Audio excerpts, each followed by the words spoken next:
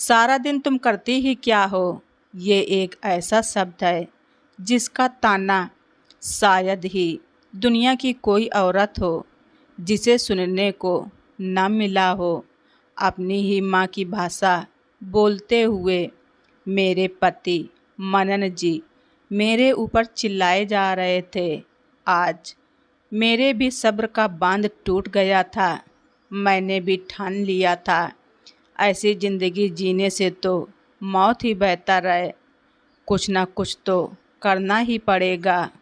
और फिर न चाहते हुए भी मैंने मेरा नाम सीखा है। मेरी शादी को पूरे 11 साल हो चुके हैं। इन 11 सालों में मैंने अपने आप को इस घर के लिए, इस परिवार के लिए पूरी तरह से समर्पित कर दिया था। सबकी सुख सुविधाओं के चक्कर में मैंने खुद के बारे में कभी सोचा ही नहीं। सबकी खुशियों के आगे मेरी खुशियाँ कोई मायने ही नहीं रखती थीं।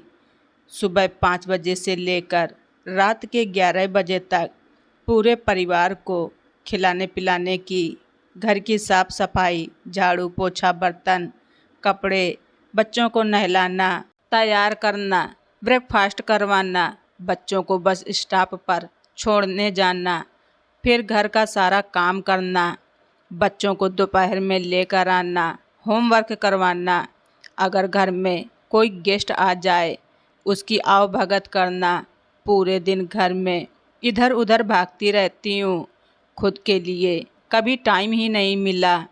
इतना सब करने के बाद भी शाम को जब पति घर आते हैं तो उनसे प्यार के 2 मीठे शब्द की उम्मीद करती हूँ, लेकिन उन्हें भी आते ही तुरंत चाय पानी नाश्ता चाहिए और फिर फ़ोन लेकर अपने माँ से फ़ोन पर बातें किया करते हैं।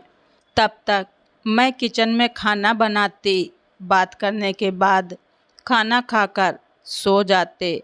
फिर सुबह वही मैं किचन में ही रहती। मेरी अपनी ज़िंदगी का कोई मकसद ही नहीं था।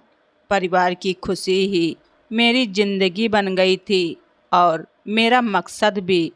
मेरी सास जो गांव में बैठे बैठे यहाँ की हर एक खबर रखती थी, उन्हें बस मुझसे एक ही शिकायत रहती थी कि मैं उन्हें हर एक बात नहीं बताती। उनको पल पल की खबर चाहिए होती है, जो मेरे बस की बात नहीं है इतना बताना, जिसके चलते वो हमेशा मेरे ऊपर चिढ़ी ही रहती हैं और बार बार मेरे पति मनन से मेरी शिकायत करती। अरे बेटा, सिखा मुझसे, बात ही कहाँ करती है। अगर तुम फ़ोन ना करो तो फिर हाल चाल भी ना मिले। जाने क्या करती रहती है पूरे दिन, जिंदा है या मर गई, कभी गलती से भी ये भी नहीं पूछती है। वो क्या मेरे बुढ़ापे का सहारा बनेगी।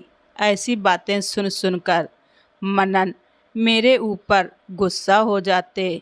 एक दिन तो बात इतनी बढ़ गई कि मनन का ऑफिस में ही किसी से बहस हो गई थी, जिसके चलते उनका दिमाग पहले से ही खराब था। ऊपर से घर आने पर माँ जी ने अपना रोना शुरू कर दिया, जो मनन के गुस्से को आग में घी का काम कर गया, जिसका खामियाजा मुझे भुगतना पड़ा। मनन ने अपना सारा गुस्सा मेरे ऊपर निकाल दिया और एक ज़ोरदार थप्पड़ खींचकर मेरे गाल पर मारा। आज मनन ने पहली बार मेरे ऊपर हाथ उठाया था और गुस्से में चिल्लाते हुए कहने लगे, तुम्हें इतना भी टाइम नहीं मिलता कि दिन भर में एक बार माँ को फ़ोन करके बात कर लो। इतना भी क्या काम रहता है कि दिन भर बिजी रहती हो। खाना तो सुबह ही बन जाता है मेरे रहने पर ही, इसके बाद पूरे दिन तुम करती क्या हो। अब आप लोग ही बताइए, हाउसवाइफ की क्या कोई वैल्यू नहीं होती। बस खाना बनाना ही घर का काम होता है, बाकी कोई काम नहीं होता। ये कौन समझाए मनन को कि तुम्हारे जाने के बाद पूरे घर की साफ सफाई, किचन की सफाई, बर्तन, झाड़ू पोंछा, कपड़े, बच्चों को नहलाना, उन्हें स्कूल ले जाना, लेकर आना, खिलाना पिलाना, कब पूरा दिन निकल जाता है इसका तो मुझे पता ही नहीं चलता। पूरे दिन लगातार चलना पड़ता है और तुम कहते हो कि पूरे दिन करती ही क्या हो। आज मेरे भी सब्र का बांध टूट गया था। बर्दाश्त करने की भी कोई सीमा होती है। यहाँ पर आज जो भी कलेश का माहौल बना था उसकी सारी वजह दूर बैठी मेरी सासू माँ है। मनन से ज़्यादा गुस्सा तो मुझे अपनी सासू माँ पर आ रहा था। एक औरत होते हुए भी दूसरी औरत को कैसे नहीं समझ सकती। बाल बच्चों वाली औरतें आखिर पूरे दिन कैसे फ्री रह सकती हैं। मैंने भी मन बना लिया था, अगर मैंने आज इस थप्पड़ का जवाब नहीं दिया तो जिंदगी बहुत बड़ी है।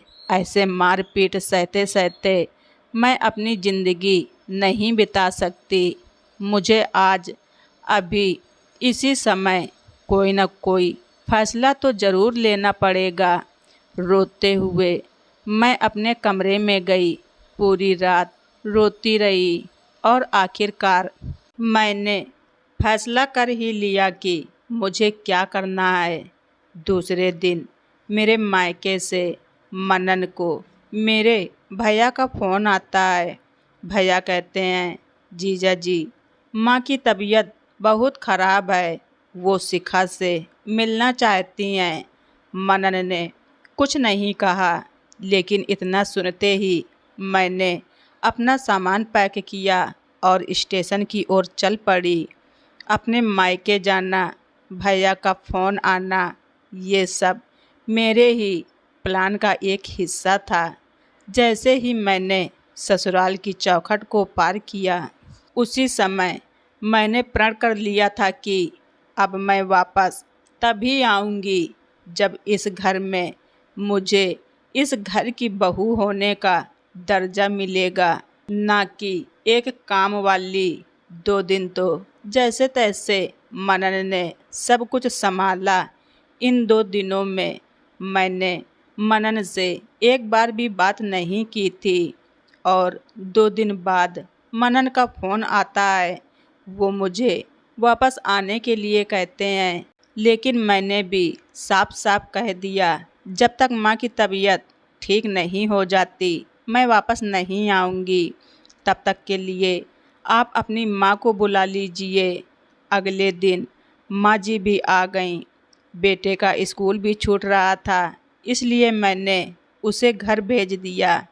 अब मेरी सासू माँ मेरी जगह खड़ी थीं। मनन को सुबह 8 बजे ही पूरा खाना चाहिए होता था। सुबह का नाश्ता करके जाते थे और दोपहर का लंच भी लेकर जाते थे। बच्चे का लंच अलग से बनाना पड़ता था। मनन के जाने के बाद बच्चे को तैयार करना, उसका टिफ़िन तैयार करना, फिर स्कूल जाने के लिए बस स्टॉप छोड़ने जाना, फिर घर के सारे काम करना, सब सासू माँ जी को अकेले करना पड़ता था, जिसके चलते रात होते होते थकान से उनकी हालत ख़राब हो जाती थी। 10 दिन तक तो सब जैसे तैसे चलता रहा। 10 दिन बाद मनन का फ़ोन दोबारा आता है और वो मुझे वापस आने को कहते हैं माँ से अकेले इतना सारा काम नहीं हो पाएगा, तुम वापस आ जाओ। माँ जी की तबीयत में अगर आराम है तो तुम वापस आ जाओ। यहाँ माँ अकेले परेशान हो गई हैं, इतना सारा काम वो अकेले नहीं कर सकती। बस यही तो सुनना था मुझे। मैंने बोला, क्यों, घर में काम ही क्या है वहाँ पर? खाना तो आपके रहने पर ही बन जाता होगा, फिर पूरे दिन काम ही क्या होता होगा? पूरे दिन तो माँ जी सोती ही रहती होंगी, फिर परेशानी क्या है? जब तक माँ पूरी तरह से ठीक नहीं हो जाती मैं नहीं आने वाली। और आप तो पूरे दिन ऑफिस में रहते हो, आपको कैसे पता कि माँ जी पूरे दिन काम करती हैं? घर में काम ही क्या है, ऐसा कौन सा काम है जो पूरा दिन करना पड़ता है? मनन अपना फ़ोन स्पीकर पर रखे हुए थे। मेरी सारी बातें मेरी सासू माँ जी भी सुन रही थीं। मेरी बातें सुनकर दोनों माँ बेटे एक दूसरे का मुंह देखने लगते हैं और दोनों का मुंह बन जाता है। मनन गुस्से में फ़ोन काट देते हैं। कुछ दिन और ऐसे ही निकल जाते हैं। अब सासू माँ की हालत लगातार काम करते करते खराब होने लगी थी, क्योंकि काम करने की आदत तो थी नहीं उन्हें। हालत ये हो गई थी कि मनन भी कुछ काम सुबह करवा कर जाते थे और कुछ आने के बाद करवाते थे। दोनों माँ बेटे मिलकर काम करते, जिसके चलते मनन को आराम करने को भी नहीं मिलता। माँ के साथ साथ उनकी भी तबीयत खराब होने लगी थी। ऊपर से बच्चे की देखभाल अलग से। एक दिन अचानक ही रात में मनन का फ़ोन आता है। आज उनकी आवाज़ में बड़ी ही मिठास थी। उन्होंने कहा, शिखा, मुझे पता चल गया है तुम्हारी माँ की कोई तबीयत खराब नहीं है। तुम बस मुझे और माँ जी को सबक सिखाने के लिए वहाँ पर बहाना करके गई हो। शिखा, हम आदत से मजबूर हैं। एक बार जो मुँह से निकल जाता है वो बार बार निकलता है।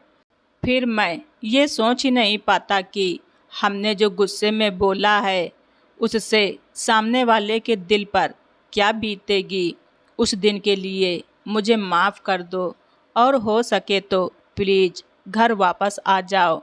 और मैं तुम्हारे कसम खाकर कहता हूँ, आज के बाद मैं माँ के कहने पर या किसी और के कहने पर तुम्हें कभी भी उल्टा सीधा नहीं बोलूँगा। आज माँ को भी एहसास हो गया है कि घर में कितना काम होता है। उनकी भी हालत ख़राब हो गई है। तुम हमें सबक सिखाना चाहती थी, जो हमने बहुत ही अच्छे से सीख लिया है। मुझे नहीं लगता कि आज के बाद माँ भी तुम्हें कुछ कहेंगी।